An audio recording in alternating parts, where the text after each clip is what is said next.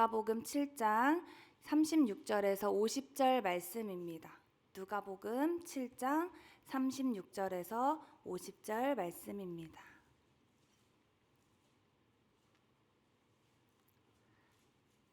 교독하도록 하겠습니다. 한 바리새인이 예수께 자기와 함께 잡수시기를 청하니 이에 바리새인의 집에 들어가 앉으셨을 때에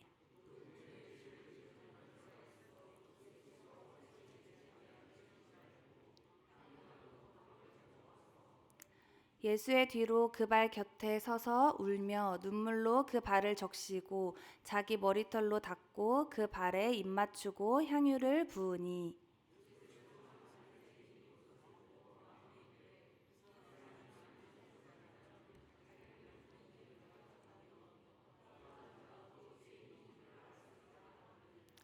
예수께서 대답하여 이르시되 시몬아 내가 내게 이를 말이 있다 하시니 그가 이르되 선생님 말씀하소서.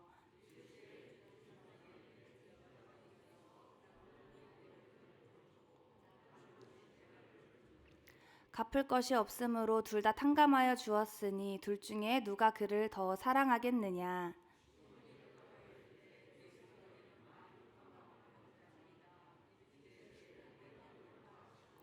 그 여자를 돌아보시며 시몬에게 이르시되 이 여자를 보느냐. 내가 내 집에 들어올 때 너는 내게 발 씻을 물도 주지 아니하였으되 이 여자는 눈물로 내 발을 적시고 그 머리털로 닦았으며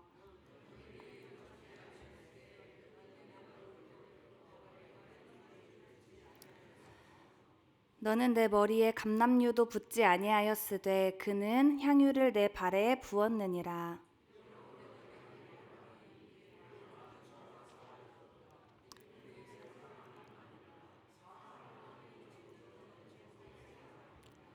이에 여자에게 이르시되 내 죄사함을 받았느니라 하시니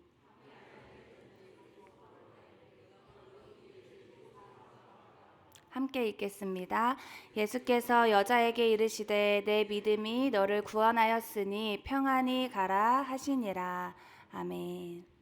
오늘 저희가 함께 읽은 말씀은 시몬이라 하는 한 바리새인이 예수님께 자기와 함께 식사하기를 요청하면서 시작하고 있습니다. 예수님이 초대받은 그 자리에는 함께 앉아있는 자들이 있었다는 것을 본문 49절을 통해 우리는 알 수 있습니다. 그리고 이 식사 자리에는 시몬이 초대하지 않은 손님도 있었습니다. 바로 37절에 등장하는 죄를 지은 한 여인입니다. 예수님이 시몬의 집에 들어가 앉으셨을 때 죄를 지은 한 여자가 예수님이 시몬의 집에 있는 것을 알고 그 집으로 찾아와 향유 담은 옥합을 가지고 찾아옵니다. 그리고 예수님의 뒤로 가서 그 발 곁에 서서 울면서 눈물로 예수님의 발을 적시고 자신의 머리털로 닦고 그 발 위에 입 맞추고 향유를 붓습니다. 한 여인이 예수님께 향유를 들고 찾아와서 향유를 붓는 이야기, 어디서 많이 들어본 것만 같은 이야기입니다. 마태복음과 마가복음에도 시몬과 한 여자가 등장합니다. 그래서 아마 오늘 본문을 읽으시면서 마태 마가복음에서 기록되어 있는 사건과 오늘의 본문이 동일한 사건인 것처럼 느끼신 분들이 계실 수도 있을 것 같습니다.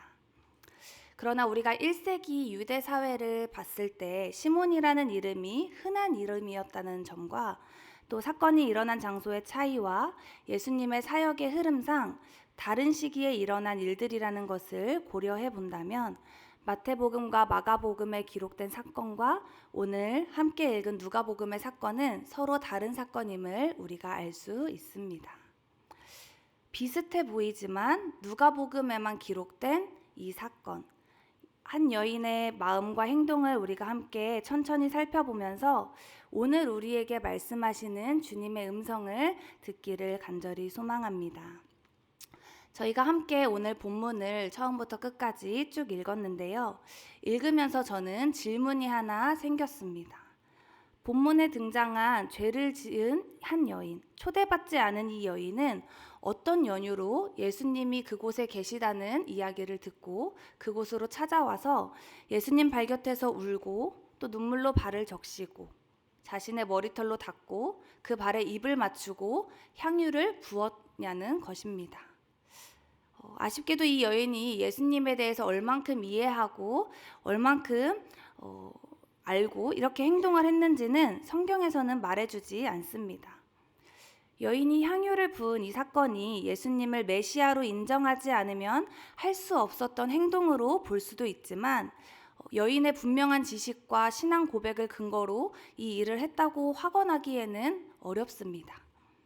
그러나 우리가 알 수 있는 것은 복음서의 정황상 이 여인이 듣고 알고 있었을 예수님의 모습이 분명하게 있었다는 것입니다.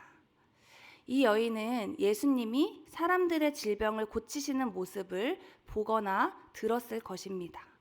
그리고 당시에는 죄인이다, 부정하다 여겨졌던 자들과 아무도 가까이 하지 않으려 하였으나 예수님은 함께 하시고 식사하시고 교제하셨던 것을 이 여인이 듣거나 보았을 것입니다. 예수님이 먼저 다가오시고 고치시고 회복하시고 새롭게 하시는 분이라는 소문을 들었거나 이 여인이 보았다면 이 여인은 분명히 예수님을 죄인들을 위한 분으로 여길 수 있었을 것 같습니다. 그래서 우리는 이 여인의 행동을 통해서 여인이 예수님을 어떻게 인식했는지 그리고 예수님 앞에서 자신을 어떤 존재로 여겼는지 조금은 알 수 있습니다. 무엇보다 이 여인의 모습은 본문에 나온 바리새인의 모습과 비교가 되는데요. 오늘 말씀 39절 말씀을 보면 여자가 예수님을 대하는 모습을 곁에서 봤던 시몬이 마음속으로 생각하는 그 속마음이 나타나 있습니다. 이 사람이 만일 선지자라면 자기를 만지는 이 여자가 죄인이라는 사실을 알겠지라는 의문을 갖습니다. 여러분 당시 바리새인들은 어떤 사람들이었나요? 율법을 지극히 세심하게 지키면서 불결한 것과 부정한 자들, 세상과 이방인들로부터 자신들을 분리시켰던 사람들입니다. 율법 준수와 신앙적 모범으로 유대인들에게 큰 신망과 존경을 받았으나 지나치게 외적인 의를 강조하고 세리나 죄인들과의 교제를 일절 삼가했던 형식주의, 율법주의, 극단적인 분리주의에 빠져있던 자들입니다.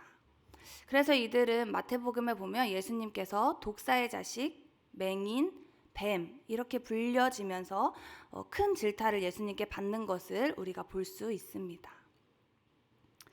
보통 바리새인들이 예수님을 대적했던 것들을 우리가 말씀을 통해 성경을 통해 보면 오늘 예수님을 자신의 집으로 초대한 이 시몬은 조금 다른 사람처럼 보여지는 것 같습니다.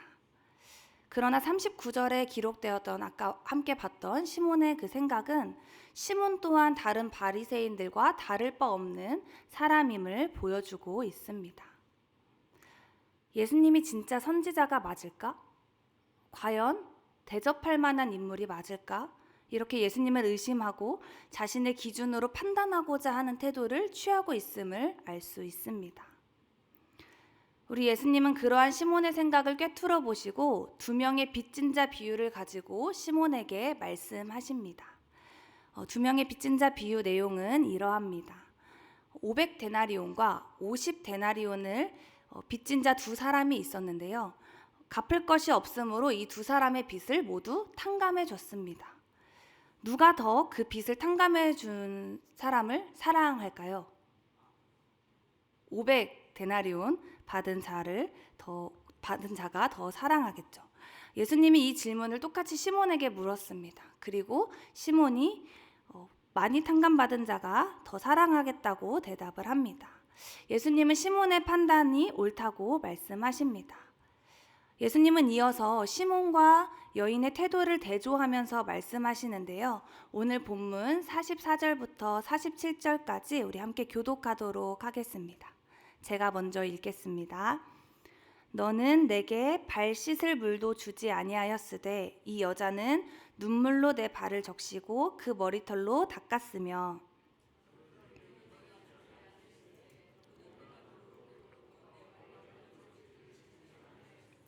너는 내 머리에 감람류도 붓지 아니하였으되 그는 향유를 내 발에 부었느니라.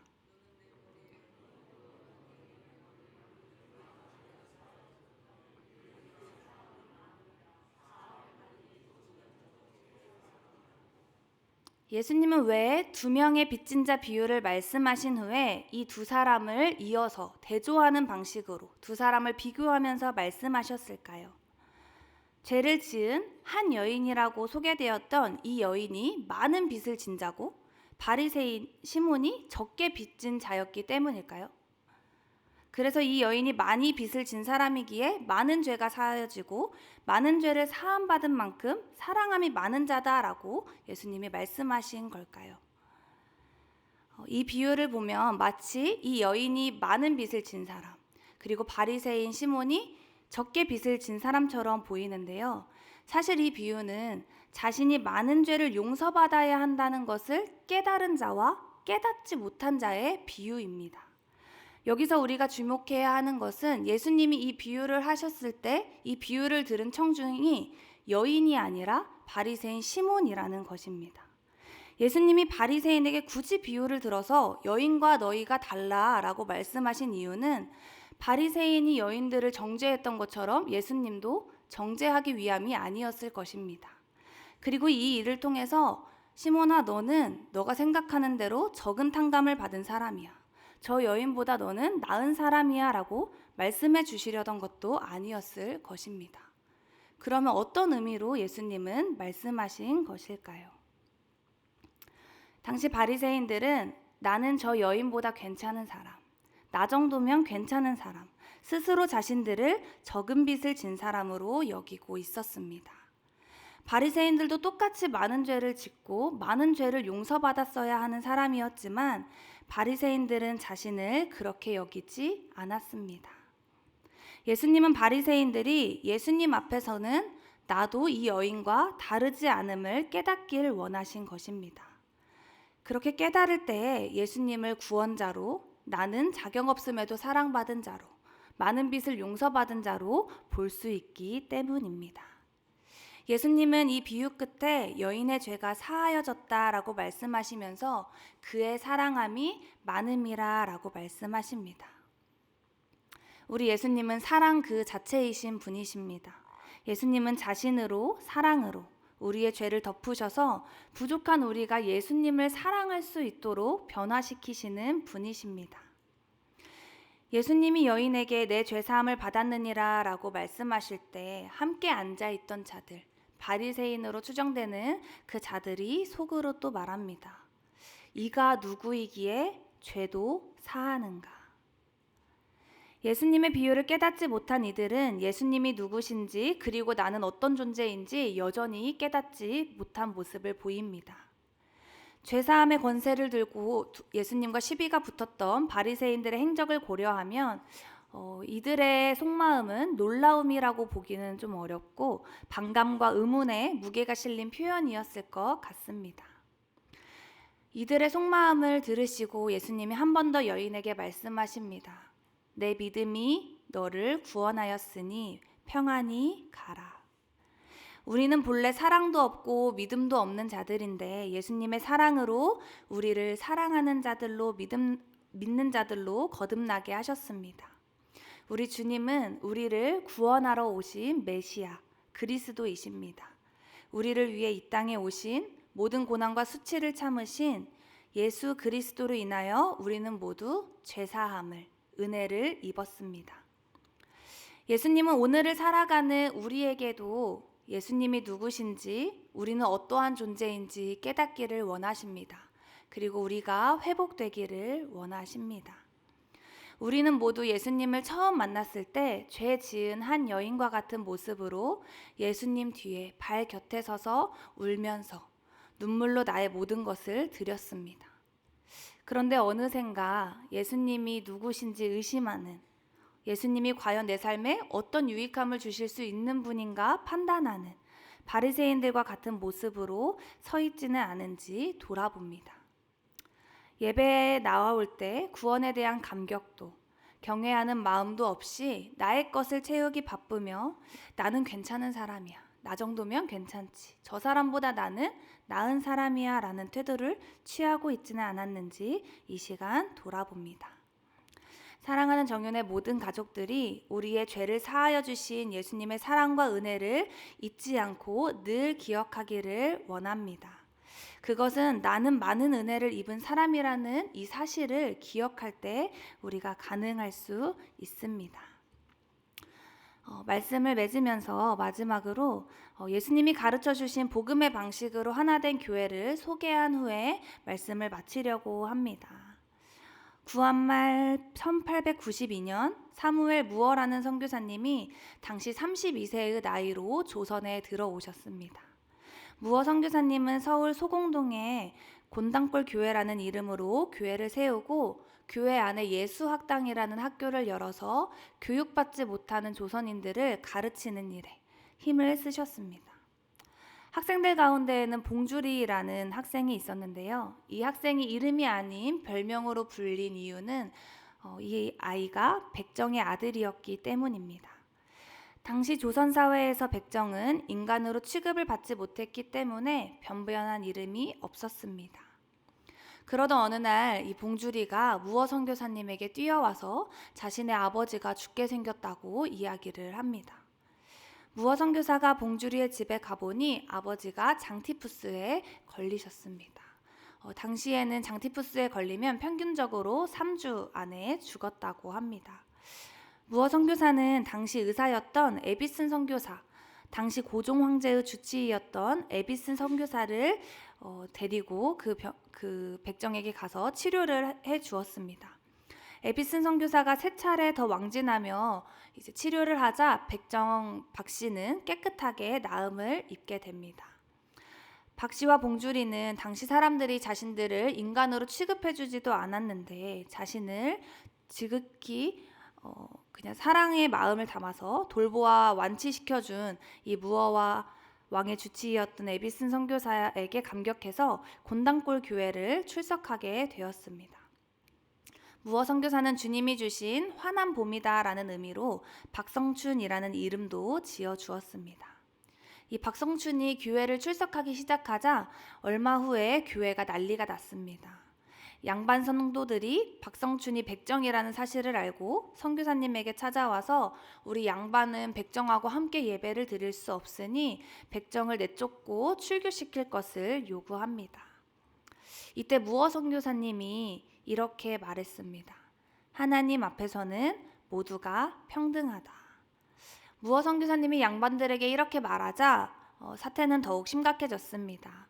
당시에 100명 정도 있던 성도들이 80명의 양반 성도들과 그들과 뜻을 같이 하는 사람들이 모여서 선교사님을 찾아와서 자신들의 자리를 마련해주고 자리를 따로 앉게 구별해주지 않으면 교인 80명을 데리고 교회를 나가겠다고 말했습니다.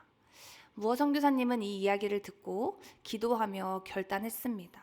하나님의 뜻을 따르기로 결정하고 교회에는 양반들의 자리를 따로 만들지 않았고 결국에 양반교인 80명이 곤당골 교회에서 나가게 되었습니다. 그리고 그들은 양반을 위한 교회, 홍문동 교회를 따로 세웠습니다. 이 양반들의 모습은 마치 오늘 본문에서 본 바리새인들의 모습과 비슷한 것 같습니다. 복음 안에서 우리는 모두 은혜를 입은 자들인데 전통적인 인습을 버리지 못한 채 복음의 방식대로 살아가지 못하는 모습이었습니다. 이들이 나가자 곤당골 교회는 점점 백정교인이 늘어나서 이후에는 이 교회를 백정교회라고 불렀습니다. 반면에 홍문동 교회는 양반들이 나가서 예배를 드리기 시작했지만 하나님과 사람을 사랑해야 한다는 그 본질에서 벗어났기에 결국 점점 쇠퇴하게 되었습니다. 이후에는 양반들이 자신들의 신분과 자존심을 유지하느라 교회로 돌아오지 않을 수 있었지만 그 자리에 머물지 않고 3년 후에 자신들의 잘못을 뉘우치고 무어 선교사님께 돌아옵니다. 그리고 양반 홍문동 교회와 곤당골 교회가 합쳐져서 지금 인사동에 있는 승동교회가 되었습니다. 하나님께서는 그 당시 사람 이하의 대우를 받던 백정들도 또 자신들을 다른 존재로 여기며 백정을 더럽다 생각했던 양반들도 복음 안에서 하나 되게 하셨습니다. 저는 오늘 말씀을 통해 이 이야기를 바라보면서 백정 성도들의 감동적인 신앙 이야기도 눈에 띄기는 하지만 교회를 깨고 나갔던 양반들이 자신들의 죄를 회개하고 복음 앞에서 다시 돌아왔다는 것이 마음에 깊이 남았습니다. 우리 하나님의 사랑은 수백 년 동안 사람들을 갈라놓았던 신분의 벽을 허물 만큼 강력합니다. 오늘 우리가 신앙생활을 하면서 예수님 앞에서 많은 빚을 탕감받은 은혜 받은 자로서 그 앞에 서지 못하게 하는 우리의 습관과 논리, 입장이 있는지 한번 생각해 보기를 원합니다.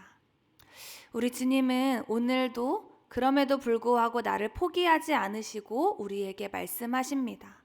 나보다 크신 하나님의 사랑 앞에, 그 복음 앞에 다시 한번 구원받은 여인의 심정으로, 그 심령으로 서기를, 그리고 회복되기를 원하십니다. 나를 향한 주님의 변하지 않는 사랑에 감격하며 살아가고 주님을 향한 사랑이 날이 갈수록 더 깊어져가는 우리 정윤의 모든 가족들 되기를 진심으로 축복합니다. 우리 마지막으로 함께 오늘 설교 제목을 함께 읽고 마치도록 하겠습니다. 함께 읽겠습니다. 나는 은혜를 입은 자입니다. 아멘. 오늘 은혜를 입은 우리가 주님 앞에 서 있는 이 시간이 감격이 차고 넘치는 귀한 시간임을 꼭 기억하시기를 소망합니다. 함께 기도하겠습니다.